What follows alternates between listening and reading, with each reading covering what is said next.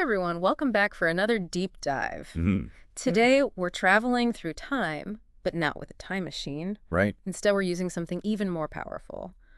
Our imaginations Ooh, and our destination. The 7 cities of Delhi. that's right. We're peeling back the layers of history, uncovering the remnants of cities built upon cities. Wow. It's like an archaeological puzzle, and we're here to put the pieces together. And we've got our trusty guide, this book from the early 1900s, all about these lost cities. Yeah. Now, I'm always up for a good history lesson, but Mhm. what really intrigues me is this. Huh. Why keep moving the city at all? Right. Why not just keep expanding the walls? It's a question that jumps out at you, isn't it? And it gets to the heart of how Delhi's identity is intertwined with its geography, its rulers' ambitions, and even the threat of invasion. I'm hooked already. Good. So where do we even start with a story this big? Our author drops us right into the heart of it all. Okay. In the 1600s, within the walls of Shah Jahanabad. Now, Shah Jahanabad, that name rings a bell. Yeah, It's basically modern-day Delhi, right? Exactly. That's okay. Home to the Red Fort, the Jama Masjid. When you see those iconic landmarks today, you're standing on the foundations of Shah Jahanabad. Okay, so Shah Jahan really went all out with his city. He did. But it makes you wonder if those landmarks are still standing strong. Why did earlier cities vanish? Why Right. weren't they rebuilt over and over again? That's where things get interesting. Okay. Our author suggests picturing yourself standing on the ridge, Okay. a natural high point overlooking Delhi. Okay, I'm there. I'm seeing the sprawl of Delhi, but also imagining it centuries ago. Yeah. What would I have seen then? Right. Where does our story even begin? Well, if we're going back to the very beginning, we have to start with the city shrouded in the most myth and legend, Indraprastha. Okay, even I've heard of this one. Okay. Isn't Indraprastha straight out of the Mahabharata, that epic Indian tale? Yeah. A mythical king flying chariots, the whole shebang. Precisely. Yeah. And for ages, people placed it right where the Puranikila, the old fort, stands today. There's always a but with these ancient cities, isn't there? Always a but. Yeah. Our author throws a little skepticism in. Okay. Local tradition is one thing, Right. but hard evidence is another. It's a good reminder that history is as much about what we don't know as what we do. Makes you realize how much is lost to time, doesn't it? It does. Okay, so we've got a maybe mythical city.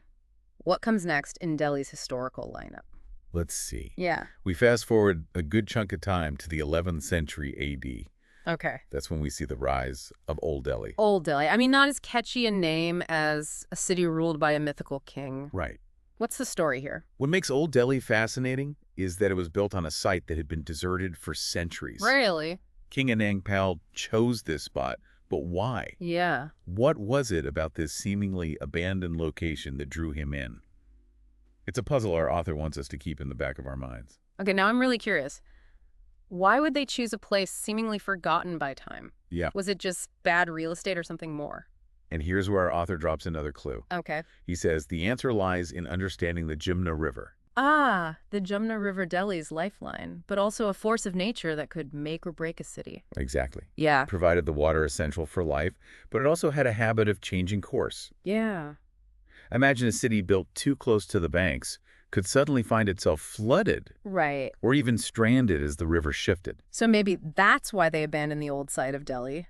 Floods. Could be. But then what made them come back to it? Right. It's like they say, location, location, location. It's a delicate dance between geography, resources, Right. and as we'll see, the ambitions of rulers. Yeah. Because remember, each ruler also wanted to leave their own mark on history. Okay, so we've got this interplay of practical considerations and ego all playing into where each city pops up. It's fascinating. I'm ready for the next chapter. Let's jump ahead to the 14th century AD. Okay. This was a turbulent time, Right. especially with the looming threat of Mongol invaders. Right. They were a force to be reckoned with. And their raids sent shockwaves across Asia. It's against this backdrop that Syria emerges. Siri, that doesn't exactly scream impenetrable fortress city, does it? No. Sounds more like a voice assistant, honestly. Deceptive, right. But then, Alauddin Khilji, the Sultan at the time, wasn't known for being subtle. Right. He needed a city built for defense. And Siri, was it? You can still see that reflected in the Alai Darwaza, Okay. an impressive gateway that has stood the test of time. So if I were to wander through the ruins of Siri today, that gateway would be like a giant welcome to Siri sign. Yeah, Except this one was a little less friendly. you could say that. Except this welcome sign was meant to intimidate any would-be invaders. It's a testament to the architectural skill of the time and a reminder of the ever-present threat Delhi faced. Okay, so we've got myth, we've got a return to a forgotten site, and now a city built to withstand invaders. It's quite a mix. What other stories are buried in Delhi's foundations? Well, as we'll see with the next city, sometimes even the grandest visions can be cut short, and in this case, a curse might be to blame. Oh, a curse! Okay, you have to tell me more. What's the story here? This city is Tughlaqabad, and it's a story of ambition conflict and a ruler who might have bitten off more than he could chew. Ooh. Yeah. Lay it on me. The ruler, Tughlaq Shah, was determined to create a city that would outshine all others. We're talking massive walls, impressive fortifications, the works. But he also had a bit of a disagreement with a Sufi saint named Nizamuddin Aulia. Hold on, a Sufi saint. Yes. For those of us who aren't familiar with Sufi traditions, could you explain? Of course, Sufi saints are revered figures in Islam, Okay. known for their piety and wisdom.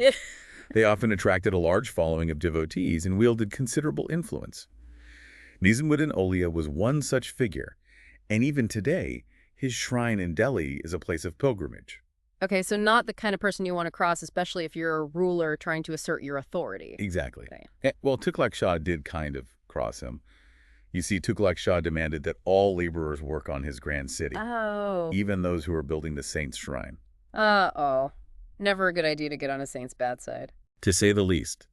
The saint was furious and placed a curse on Tughlaqabad, saying that it would be deserted, inhabited only by Gujar's nomadic herders who lived outside the traditional city walls. Okay. A little spooky. And did the curse come true? Well, let's just say Tughlaqabad didn't exactly flourish. Right. In fact, Tughlaq Shah met an untimely end only a few years after the city was built. Oh, no. Coincidence? Maybe. But the legend persists. I guess we'll never know for sure. But it does make you wonder about the power of belief and how even a powerful ruler can be brought low. Absolutely. So what became of Tughlaqabad? It eventually fell into ruin, much as the saint foretold. Even today, when you stand among those ruins, you can't help but feel a sense of melancholy. A reminder that in the grand scheme of things, even the most ambitious projects can crumble and fade. But as for how Delhi moved on from this cursed city, well, you'll have to wait for part 2 to find out. You're killing me with these cliffhangers. All right, listeners, make sure you're subscribed because we're just getting started. We'll be right back with more of Delhi's incredible story. Welcome back, everyone. Last time on our Delhi Deep Dive, we explored ancient myths, faced down a saint's curse, and saw how the threat of those Mongol invaders loomed large. Yeah. It's a lot to process. And we're only, what, 3 cities in? And today we're going to see if maybe, just maybe, a Delhi ruler finally cracked the code of building a lasting city. Because, let's face it, so far it's been a bit of a build, abandon, repeat situation, right? Right. And that brings us to Muhammad bin Tughlaq, who inherited quite the challenge after Tughlaqabad's decline. Okay. Remember how previous rulers had built cities kind of scattered across the landscape? Yeah, not exactly a model of urban planning. I'm picturing a game of Sin City gone hilariously wrong. That's a great way to put it. You had Old Delhi in one place, Siri over there, Tughlaqabad off to the side. And this wasn't just about aesthetics. This sprawl presented a logistical and defensive nightmare. Right, if you can't easily move people or goods between your cities or defend them properly, what good is having multiple capitals? Exactly. So Muhammad bin Tughlaq came up with the plan, Jahanpana, the refuge of the world. Refuge of the world. Okay, that's Yeah. a name change from those cursed cities and Mongol defenses. What was his grand vision? It was ambitious, no doubt.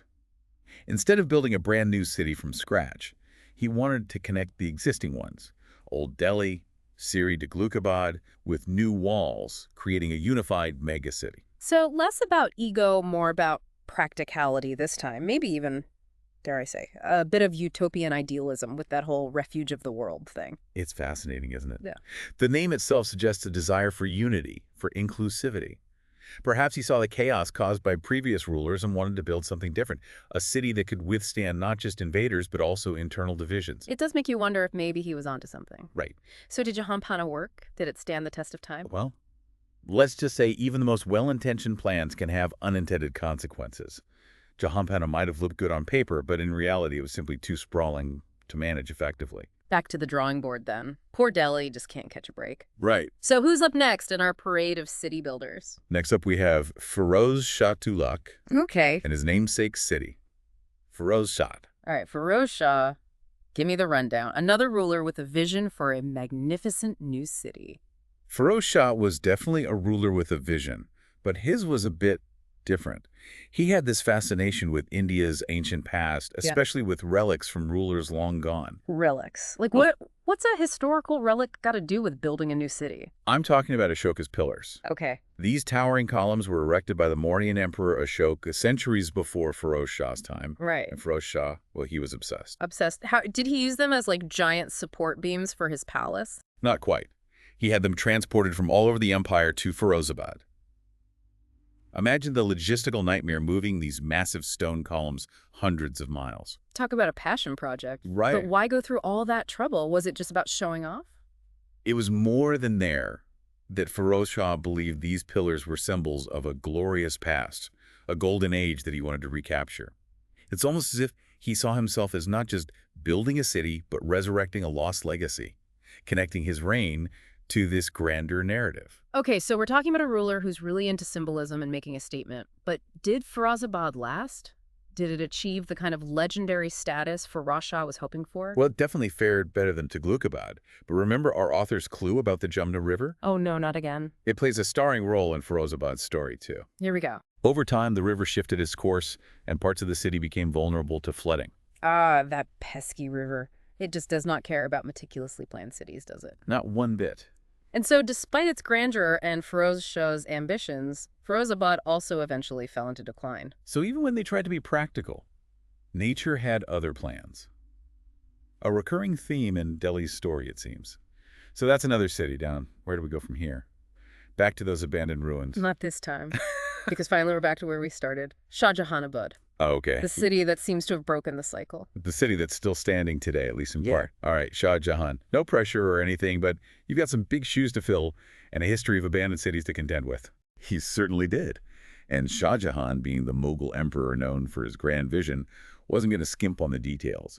He chose to build within the existing walls of Firozabad, but expanded outward, creating a city designed to impress. And impress it did. I mean, the Red Fort, the Jama Masjid, those are architectural masterpieces. But did he manage to overcome the challenges that doomed his predecessors? Did Shah Jahanabad finally solve Delhi's city-shifting problem? He certainly came closer than anyone before him. But even Shah Jahanabad, as grand as it was, wasn't immune to the forces of change, and a familiar foe was waiting in the wings. The Jumna River. Oh no, not again. That river is like a recurring character in this story, always there to shake things up. And shake things up it did. By the 19th century, despite Shah Jahan's best efforts, parts of Shah Jahanabad were grappling with the river's unpredictable nature. Floods and water scarcity became recurring problems. It seems like no matter how powerful the ruler, they couldn't completely escape the power of nature. So even Shah Jahan's grand vision wasn't foolproof. What happened next? Well, after Shah Jahan, Delhi's story takes a bit of a dark turn. The Mughal Empire, once a formidable force, began to decline. Oh. And as the empire weakened, Delhi found itself caught in a web of shifting alliances, power struggles, and external threats. Oh no, this doesn't sound good. Give me the details. What kind of threats are we talking about? Delhi was about to face a new wave of invaders. Okay. Rulers who saw an opportunity in the Mughal Empire's vulnerability. And these invasions, especially the one led by Nadir Shah, would leave a lasting scar on the city's psyche. Nadir Shah. Okay, I've got a bad feeling about this. Tell me everything. Who was he and what did he want with Delhi? Well, to understand Nadir Shah's impact, we need to rewind a bit. You see, while the Mughal Empire was on the decline in India, a new power was rising in Persia, Nadir Shah. He was a brilliant military strategist, ruthless and ambitious. And in the mid-1700s, he set his sights on the riches of the Mughal Empire. So he saw an opportunity and went for it, but what does this have to do with Delhi? Delhi, as the heart of the Mughal Empire, was the ultimate prize. And Nadir Shah, well, let's just say he didn't exactly send a politely worded invitation. He marched his army across the border and headed straight for Delhi. Okay, so Nadir Shah invades Delhi. What happens next? Give me the details. This is where things get really interesting or terrifying, depending on how you look at it. It gets pretty intense. You see, Nadir Shah managed to defeat the Mughal army at the Battle of Karnal, just north of Delhi. This victory paved his way straight into the city. Imagine for a moment you're a resident of Delhi at this time. You've heard whispers of this fearsome conqueror from the west, and suddenly he's at your doorstep. I'd be terrified. It's like something out of a history book, but way more real and immediate. Exactly. And unfortunately for the people of Delhi, their worst fears were about to be realized. Nadir Shah entered the city, and at first things seemed relatively calm. But then, well, that's a story for part 3 of our deep dive. You're kidding. Another cliffhanger. Okay, fine. But listeners, trust me, you do not want to miss the conclusion of this story. We'll be back soon with the final part of our Delhi deep dive. Okay, folks, we're back. And if you thought the last episode was a wild ride, well, buckle up, because we're diving headfirst into one of the darkest chapters in Delhi's story. You're right to brace yourselves. Nadir Shah's invasion of Delhi is not a tale for the faint of heart. Remember how we left off? Nadir Shah, that Persian conqueror, had just marched his army into the heart of the Mughal capital. Yeah, and I'm already getting chills thinking about what happened next. Give it to me straight. How bad does it get? Well, initially, Nadir Shah's entry into Delhi was relatively peaceful. He allowed the Mughal Emperor Muhammad Shah to remain on the throne, at least in name. But this fragile peace wouldn't last. A rumor began to spread through the city like wildfire. The rumor was that Nadir Shah had been assassinated. Oh no. False rumors rarely lead to anything good in these tense situations. How did people react? You can imagine the chaos that ensued. Delhi's residents, who had been living in fear under the shadow of this invading army, suddenly saw an opportunity. They rose up against the Persian troops stationed within the city walls. So a spontaneous uprising fueled by desperation and a glimmer of hope. Exactly. But there was one fatal flaw in their plan. Nadir Shah was very much alive, and he was not the kind of ruler who tolerated rebellion, even one sparked by a rumor. Great, this is where it gets truly horrifying, isn't it? Nadir Shah, enraged by what he saw as a betrayal, unleashed his fury on the city. He ordered his troops to quell the uprising with brutal force, and what followed was a full-scale massacre. I can't even imagine the terror people must have felt as the city descended into chaos. How long did the violence last? For hours, Persian troops rampaged through the streets, killing indiscriminately. Yeah. Men, women, children, no one was spared. The death toll was staggering, with estimates ranging from tens of thousands to over 100,000. There are no words. It's hard to even fathom the scale of the brutality, and to think all of this stemmed from a rumor. It's a stark reminder of how quickly situations can escalate, especially in times of war and uncertainty. And unfortunately, this was just the beginning of Delhi's ordeal. Wait, there's more. How could things get even worse? Nadir Shah, having asserted his dominance over the city in the most horrific way imaginable, imposed a heavy tribute on the people of Delhi. We're talking unimaginable riches, jewels, anything of value. So first the massacre, and now he's bleeding the city dry. Essentially. And amongst the treasures Nadir Shah looted was the legendary Peacock Throne. You've heard of that, right? Oh yeah, the one that belonged to the Mughal emperors. I'd always pictured it like encrusted with jewels, almost too dazzling to look at. That's the one. Yeah. And its loss was more than just material. It was a symbolic blow, a stark representation of the Mughal Empire's decline and humiliation. It's almost like the soul was ripped out of the city along with its treasures. You could say that the first massacre was driven by rage and a desire to punish, but this systematic looting. It was calculated a way to further break the spirit of the city and cement Nadir Shah's victory. So what happens to Delhi after Nadir Shah has had his fill of violence and treasure? Does the city just cease to exist? It would have been understandable if it had. The trauma of Nadir Shah's invasion left an indelible mark on Delhi's psyche.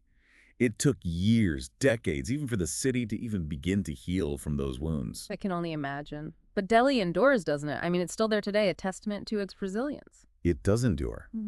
But its journey through history doesn't get any easier. In fact, Nadir Shah's invasion was like prying open a door for future invaders who saw an opportunity in the Mughal Empire's weakness. Okay, so more turmoil on the horizon. Unfortunately, yes. In the mid-18th century, another conqueror set his sights on Delhi. Wait, hold on. Before we get to yet another invasion, I just want to pause and acknowledge something. We're talking about centuries of history here, empires rising and falling, cities being built and destroyed. It's easy to get caught up in the grand narratives, but we can't forget about the human cost of all this upheaval. You're absolutely right. Behind all the historical events, the battles, the power struggles, are countless individual stories of resilience, loss, and adaptation. People who lived, loved, and died within those city walls, who rebuilt their lives amidst the ruins time and time again. It really makes you think about the enduring spirit of the city, how it's been shaped not just by its rulers, but by the countless individuals who called it home. Precisely. And that brings us back to the question we started with.